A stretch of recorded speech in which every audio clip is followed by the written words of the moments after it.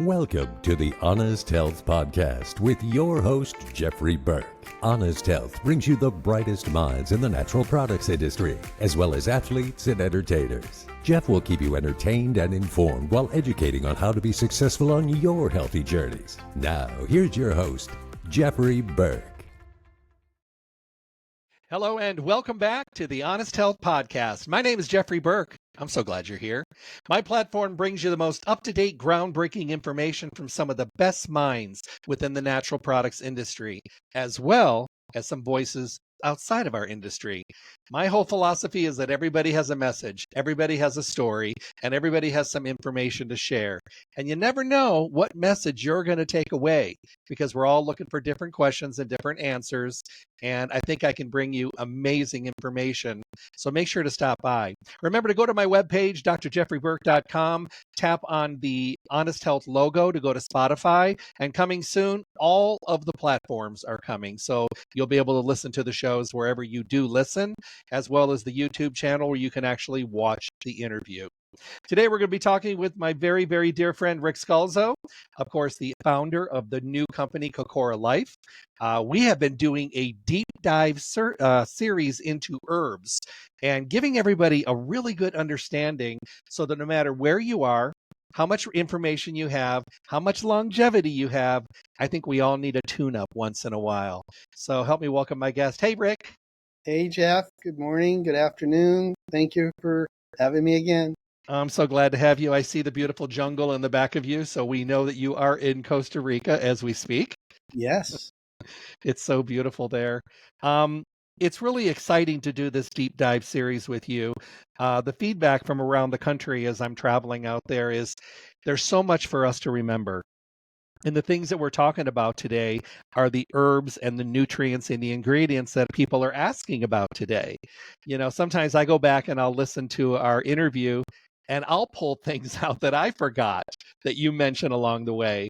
So we can all use a tune-up. We can all use a kind of a refresher course because these are the things that make us more approachable and allows people to come into health food stores and have a better understanding. And if you're a consumer, it gives you a better understanding of what you're using and what you're taking in your daily regimen.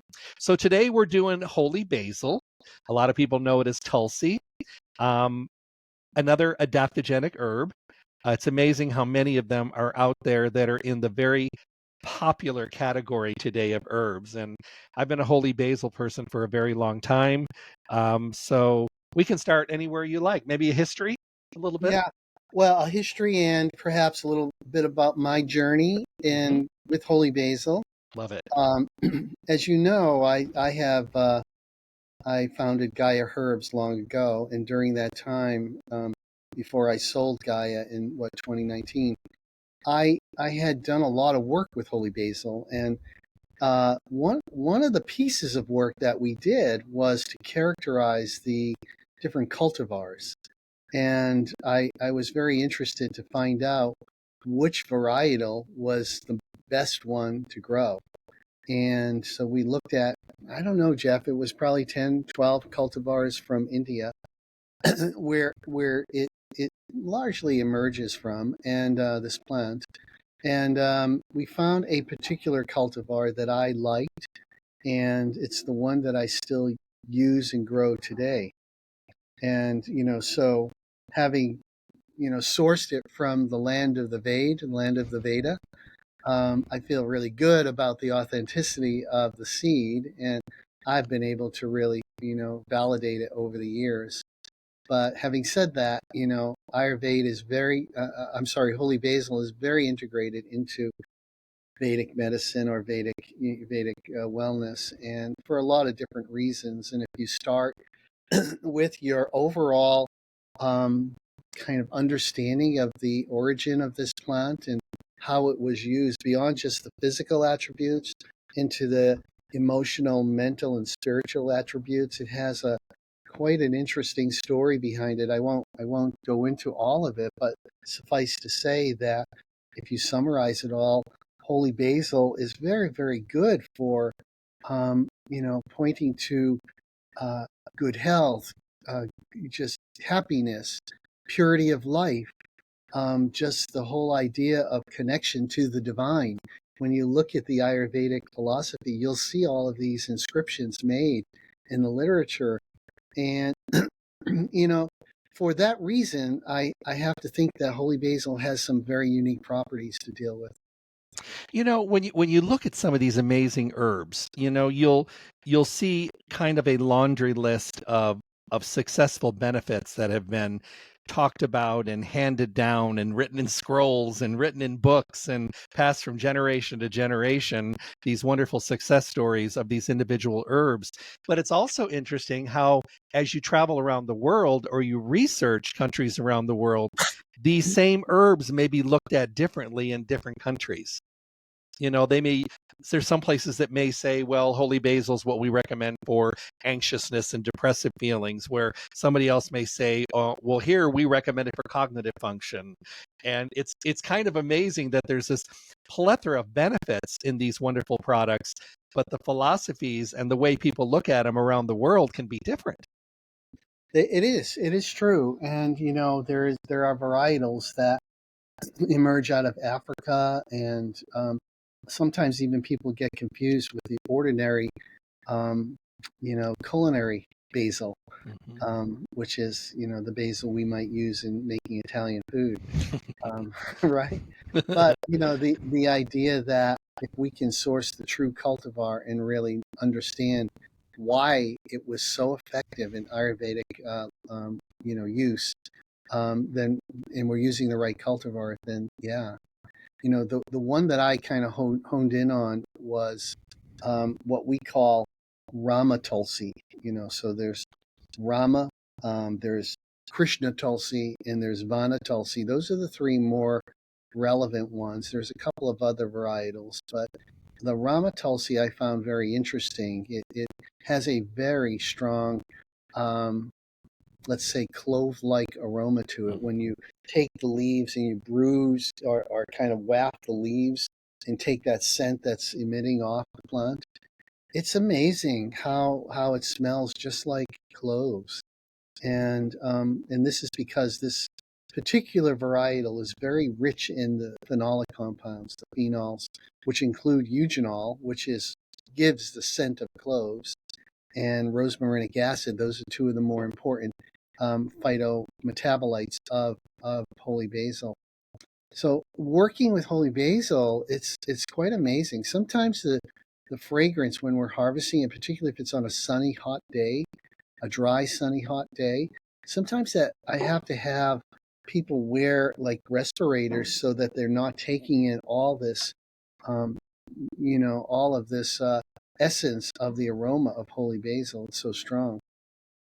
Did you choose the Rama kind of individual form of holy basil because of the success rate of the growth, because it's easier to grow or more successfully grown, or because of the effectiveness of the product, a combination of both? Yeah, I chose it for, there's one other varietal that had a little bit more eugenol, but when you looked at the total phenols of this varietal, that was the reason why I chose it, because it had a broader spectrum and a higher concentration of total phenols, which is what I was looking for.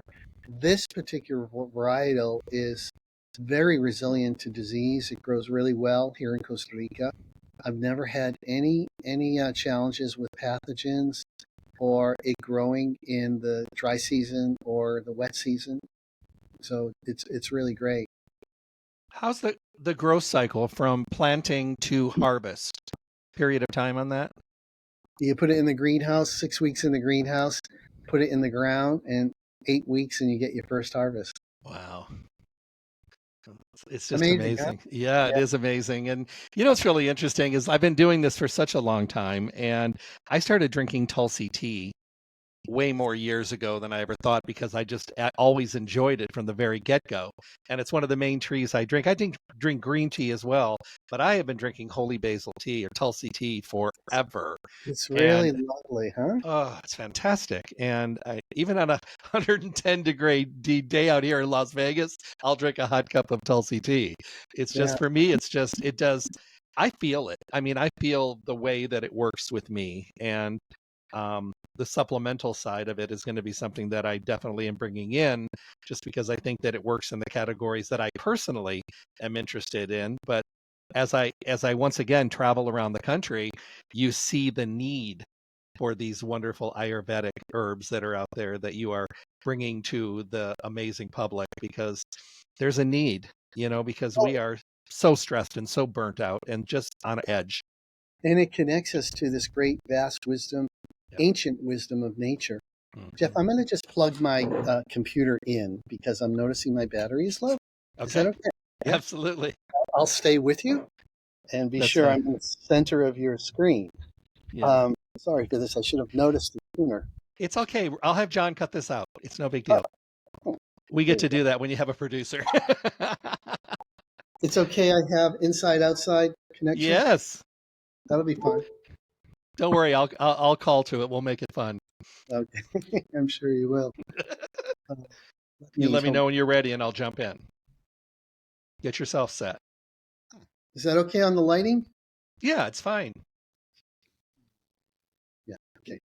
Okay. All right. So as I was saying, it does connect us to this ancient wisdom. And, when you look at Ayurveda, there's a lot of uses of Holy Basil. And I do want to say that it's one of the more important, what we call rasayanas in Indian use, in Ayurvedic use.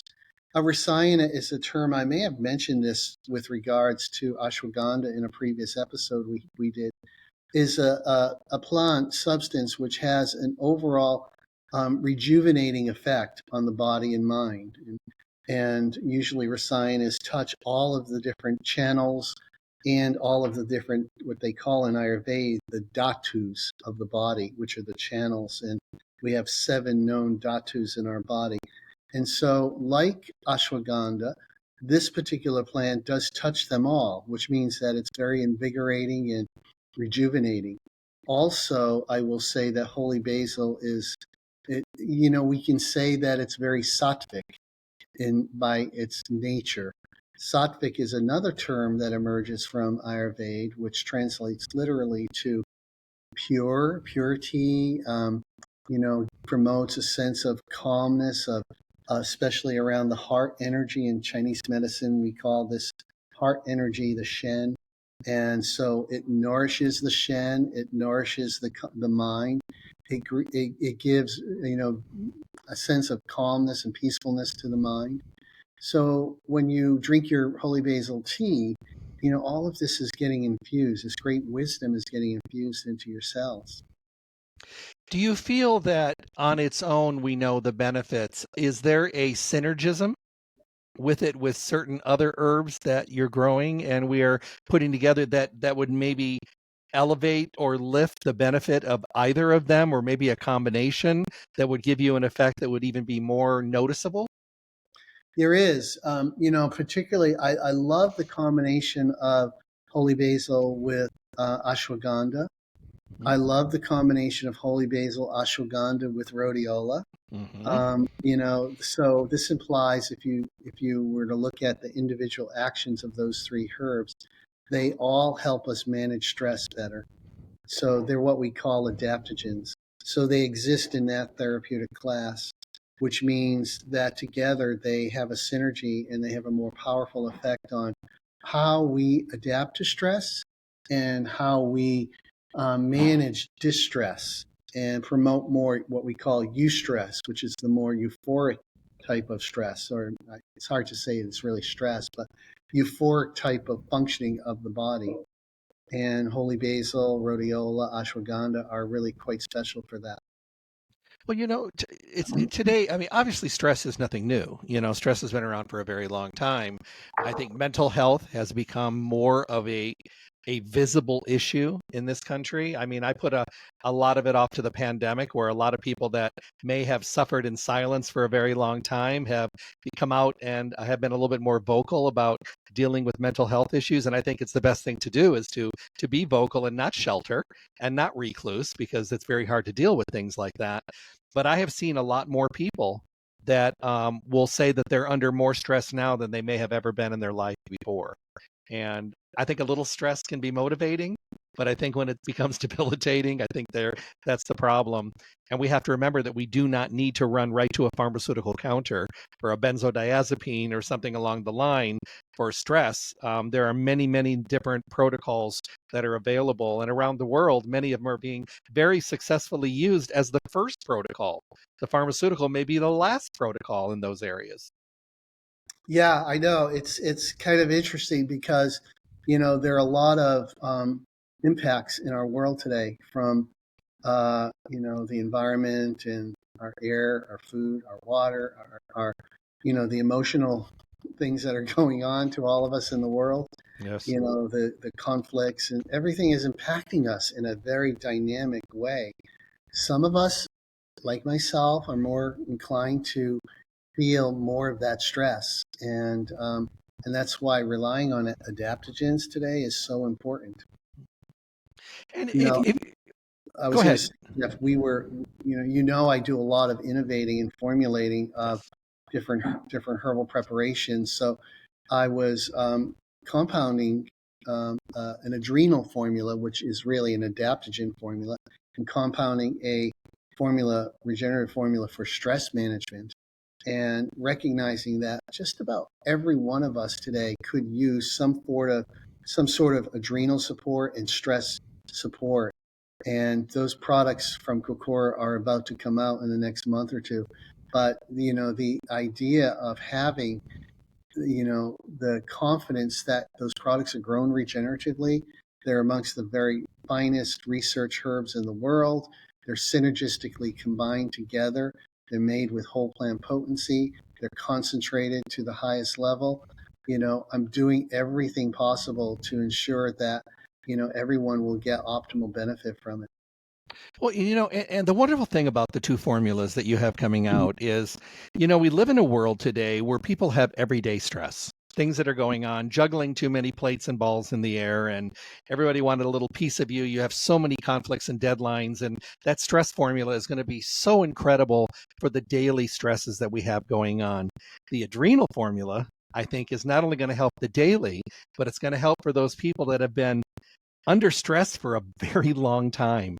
They've been stressed. They've Yeah, had things that have affected them long term. And the problem is so many people that have been under long term stress have started to accept it as the norm, that they're supposed to feel that badly. And I think that adrenal formula is going to be a way of maybe resetting, maybe giving them a little bit of hope that things could be different. They don't have to feel like that all the time. And I think that the combination of the two of them, I think it's going to be absolutely just brilliant, because I know people with long-term stress. I know people with daily stress, and I know people that have them both. And I just think it's going to be a wonderful selection of and blend combination of these two products for people to be able to not only make a difference, but see a difference and feel a difference. It's going to be life-changing for a lot of people. I want to comment about how we bring Holy Basil to into a product like what we're talking about, Jeff, because it's really we just talked about the seed selection earlier in terms of choosing the right cultivar. Then it's a matter of how we're growing it out on the farm. We have a lot of different procedures we follow when we grow Holy Basil. Fortunately, there aren't a whole lot of pathogens that affect Holy Basil, so we can just focus in on the regenerative farming practice, which includes using a lot of bioferments, a lot of compost, a lot of compost tea, a lot of worm castings, and other types of fermented nutritive substances that go into the soil to regenerate the soil food web, which is also called the microbiome. And then when Holy Basil is ready to pick, it's so interesting how if you're out in the field with Holy Basil, that this plant is ready to offer its goodness to you. All you need to do is take the plant and bend down and rub your hands through the leaves and take that beautiful waft in. And I always say to our farm manager, please do this before you're harvesting it. And do not harvest this plant until at least until 9 o'clock, where the morning dew has dried off of the leaves, And that's important because that diminishes the phenolic activity of the plant. And wait until the plant actually interfaces with the the sunlight in a proper way so that it can raise up these phytometabolites once again. So there's a process of observation, which is something that has always been near and dear to my practice of herbal medicine. We need to observe nature for true guidance. And so we do that out in the field. And then when we bring those herbs, we cut it, maybe the top 12 inches of the plant, we cut it at the right time. And the right time means when the plant is budding out and when it's not in full flower, but it's just putting a flower bud. And then you're going to know you're getting the right phytochemistries. And after it's dried down in the dryers, then we take and we strip all the leaves off the stem so we don't have any inert material that we're bringing into the product. Inert meaning not active material. And so we're stripping off all of the leaf from the stem, and that's what gets used to make the Kokora Holy Basil extract that goes into our capsules. Who would have thought that the timing was so integral and so critical for that? I mean, I love that, the idea of waiting until the dew is done dried, if you will, with the sun, and then and then actually the feeling of it through your hands and actually the fragrance of it as well. So who would have thought that every little step is kind of manicured along the way so that we are sure that you are getting the best product possible. And then on top of that, once the product's made, we're having our research institute in Arizona test these products for, directional efficacy. And, and one thing we do notice that these crops that are grown regeneratively with the bioferments and tending to the soil, the soil food web the way we do, they are much, much more energetic, more potent, just more, when you look at the whole plant, profile of the plant, it's just indicating this plant is really connecting to all these formative forces of nature in a way that is healthy for us. I talk to people, as you know, as I travel around, and we talk about the size of the crops that are grown and how the yields are so much bigger on when you're using regenerative agriculture. It would apply to Holy Basil as well. True. Yeah. We had that one study we did. I think it was last year, which was our second or third year of regenerative farming.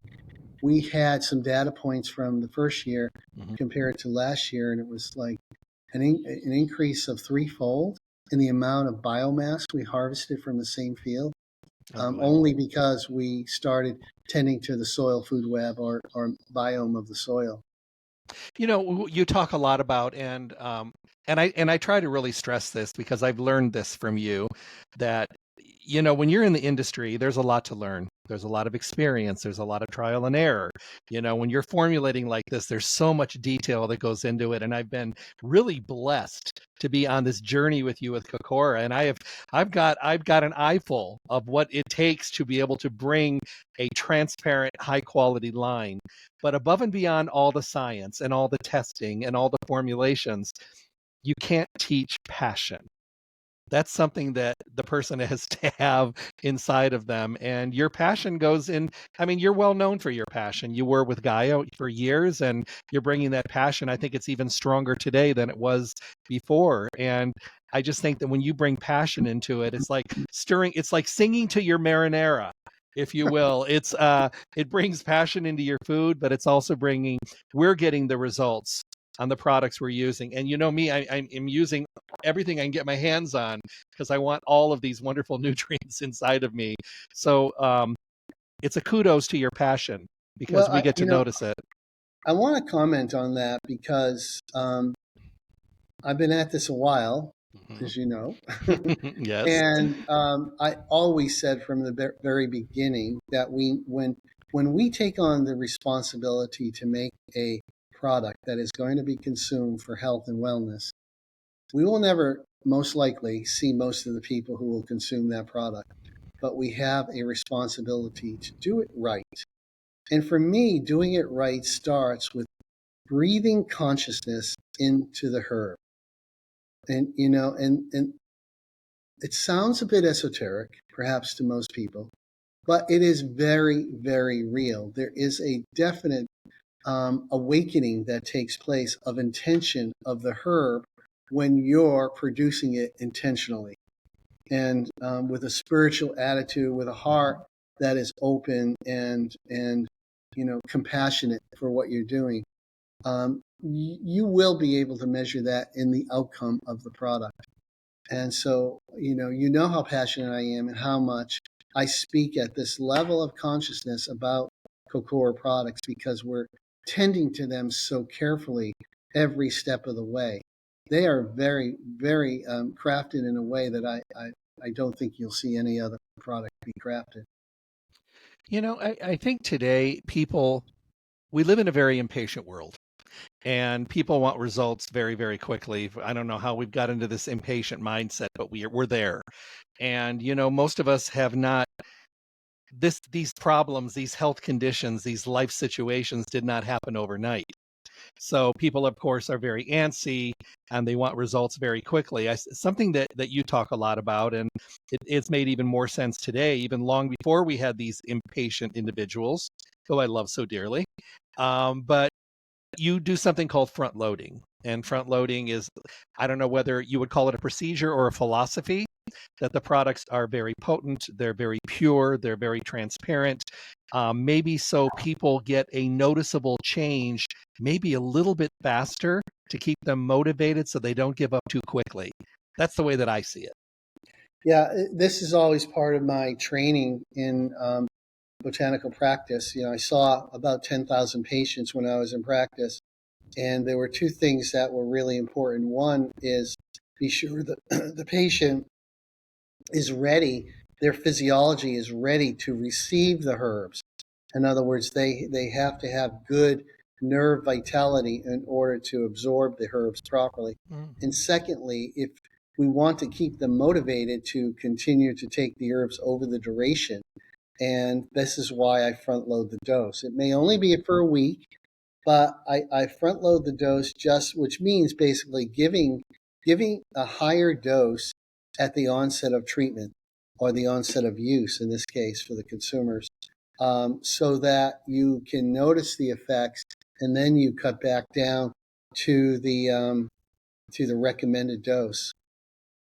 Well, it makes amazing sense, and it's not something that's commonly done, and you think it would be, but I mean, I'm just wonderful that it's wonderful to know the philosophy behind that, and it just makes good sense. People want to see something, they want to feel something, they want to see a difference, make a difference, feel a difference, and we all do. And let's face it, we don't want the magic wand. I'd love a magic wand; it'd be fantastic, but it doesn't work that way. So.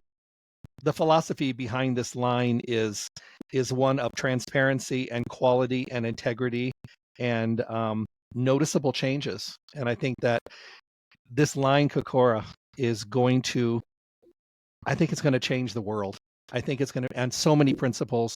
One in the area of the awareness of regenerative agriculture.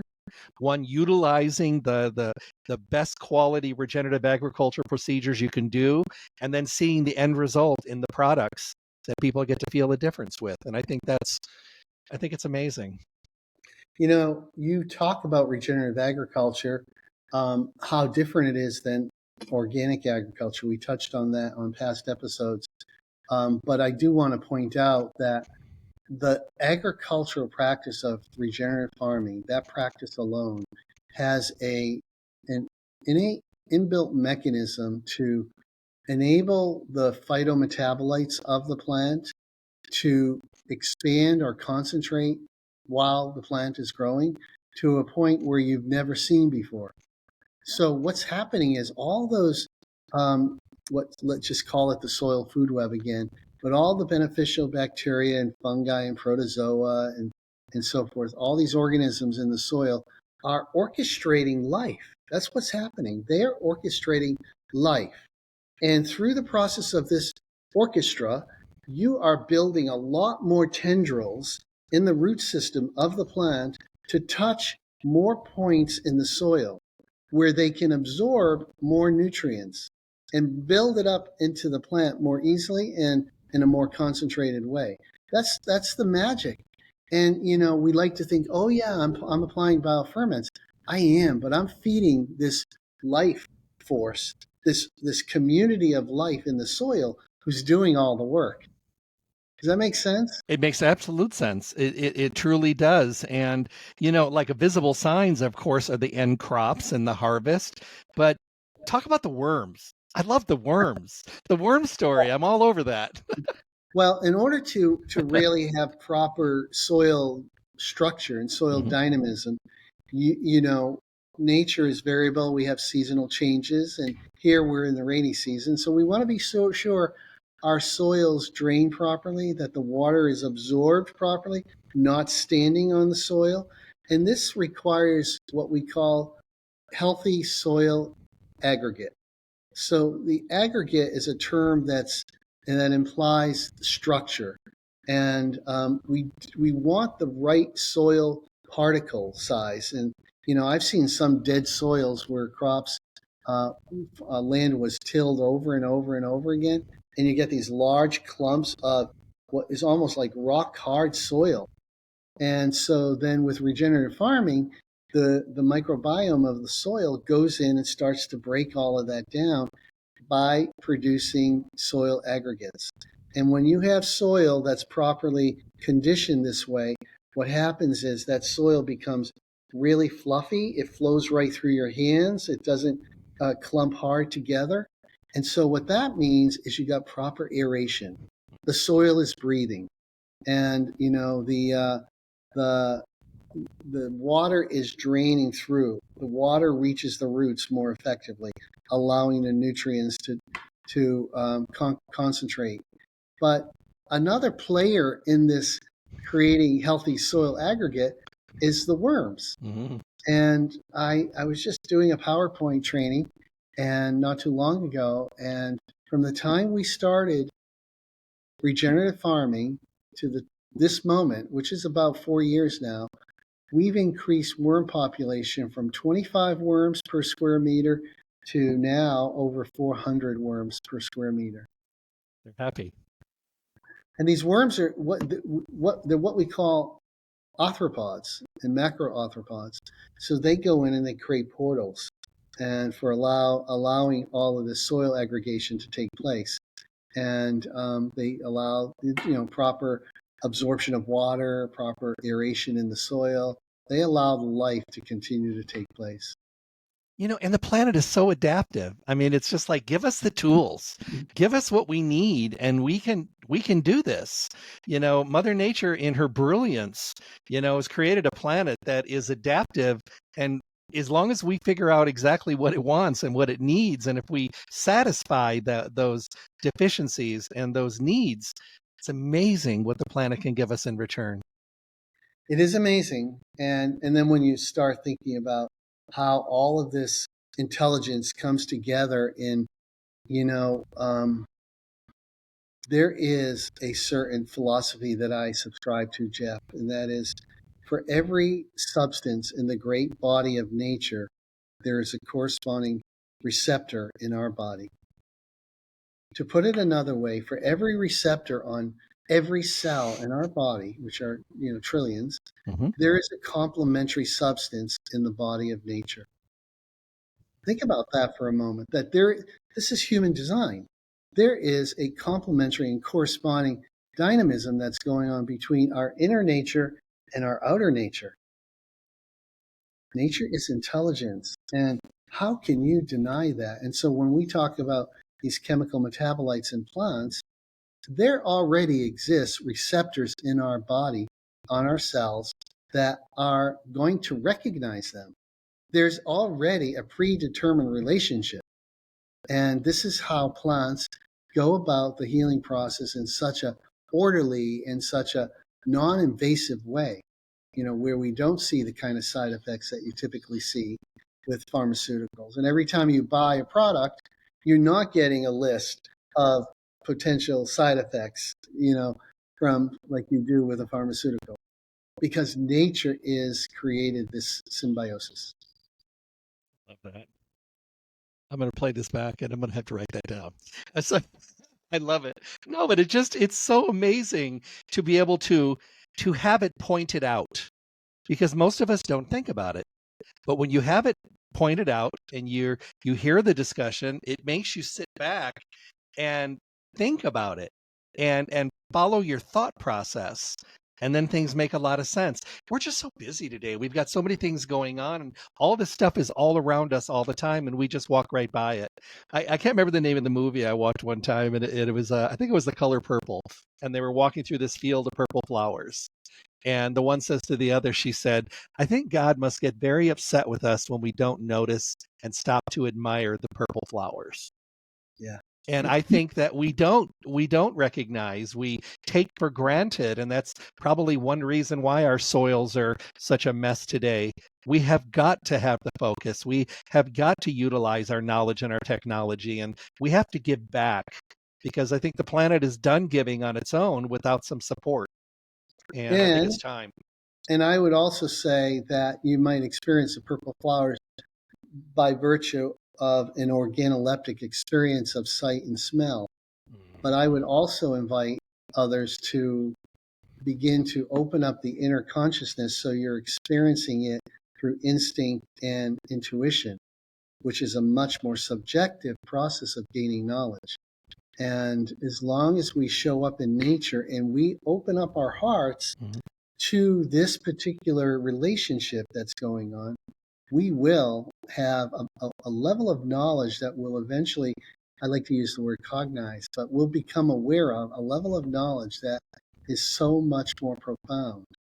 And, that knowledge has some pretty amazing power to it. When I find myself out in nature, and I'm from the Midwest, from the country, that's where I was born and raised. And, when I go out in nature and I'm out there and I'm walking and I'm hiking and doing my stuff, when I come home at the end of the day, my body is so much more open, in every avenue. And I think to myself, I need to do more of this. I really do, because the life takes a toll, and nature helps to balance those empty areas by, even if it's just vibrations, even if it's just the feeling and the sensitivity of the plants around you. When I used to travel to Colorado, there's a little place in between Durango and Colorado Springs where I pull off the road and the Colorado River is right there, like 80 feet off the road. And I would sit there and just listen and watch the water and just sit around. And I would spend about 45 minutes there every trip. And I was in a much better place after I left that. And I think that a lot of us don't utilize.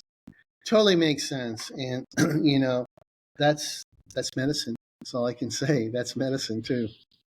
So to tie us all together today, Holy Basil, where do you think, with most people with Holy Basil, where do you think most people are planning on looking for change with using Holy Basil? Because it has a plethora of benefits.